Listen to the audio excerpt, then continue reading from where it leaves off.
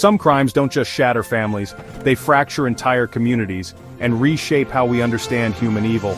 This is the chilling true story of In Cold Blood and the brutal murders that stunned America. The Perfect Family.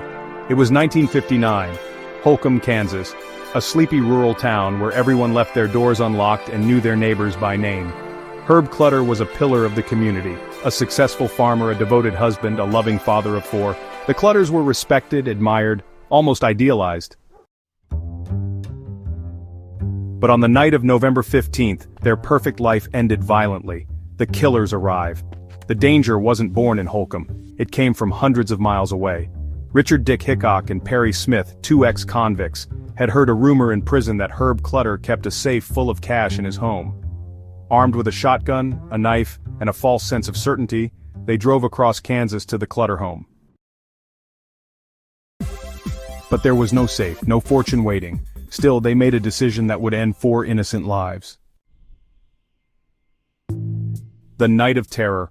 What happened inside that house that night remains one of the most horrifying chapters in American history.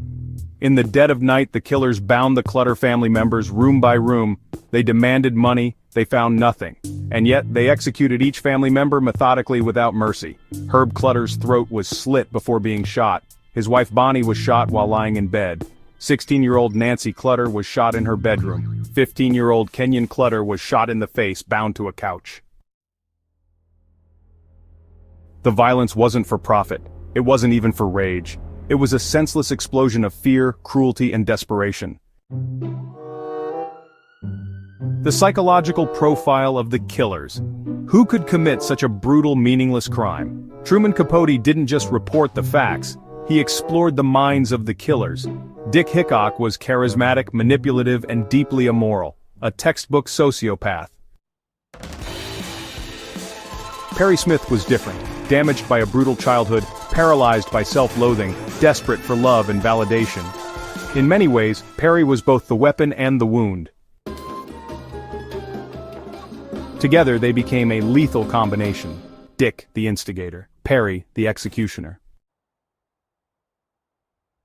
Holcomb was never the same again. Before the murders, residents believed in the goodness of their world. Afterward, that innocence was shattered. Locks appeared on every door. Neighbors eyed each other with suspicion. Fear seeped into every home, every conversation. Capote captured this perfectly, how a single act of violence could rip apart the very fabric of trust. Justice, when it finally came, moved slowly, but surely. Dick and Perry fled across the country, leaving a trail of petty crimes in their wake. But footprints, a stolen radio, and a tip-off from a former prison acquaintance led to their capture in Las Vegas. During interrogation, Perry eventually confessed, describing the murders in chilling, detached detail. Their trial was swift. The verdict, guilty. The sentence, death by hanging.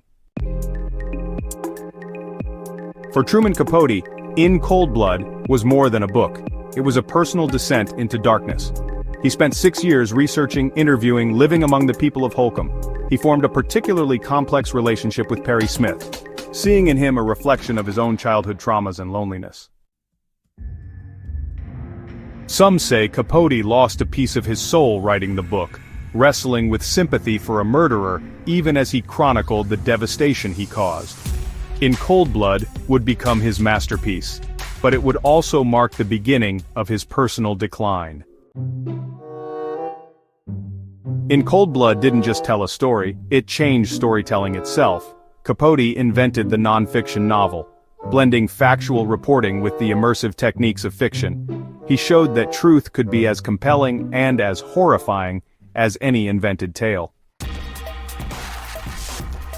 And he forced readers to confront uncomfortable questions. Can we understand killers without excusing them? What separates us from them, chance or choice? Can evil ever be fully explained? The Clutters died in terror and in innocence. Their killers died in defiance and in despair. And Truman Capote immortalized them all, in cold blood.